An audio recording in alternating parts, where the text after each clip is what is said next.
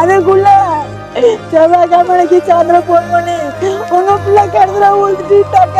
நான் அம்மா எவ்வளவு கிடத்துல ஒழுங்கா ஓடி வந்தேன். இங்க வந்து பார்த்தா எனக்கு நீதி கிடைக்கணும். எப்படி சாவும் தென்காசி மாவட்டம் ஆலங்குளம் மாராந்தை அம்பலவான தெருவை சேர்ந்தவர் தான் மாரியப்பன். இவருக்கு ஒரு மகன் இருக்கிறதா சொல்லப்படுது.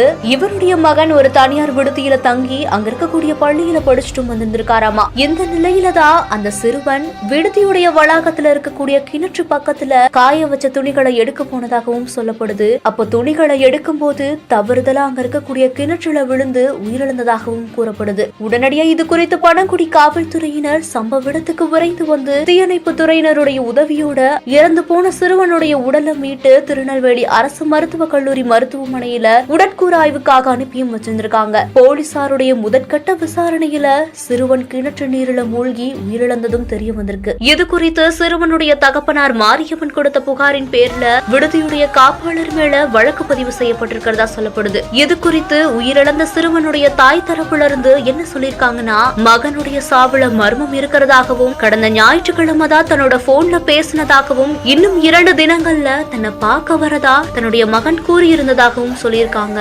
எந்த நிலையில தான் தன்னுடைய மகனுடைய சாவுல மர்மம் இருக்கிறதா சொன்னதாகவும் கூறப்படுது.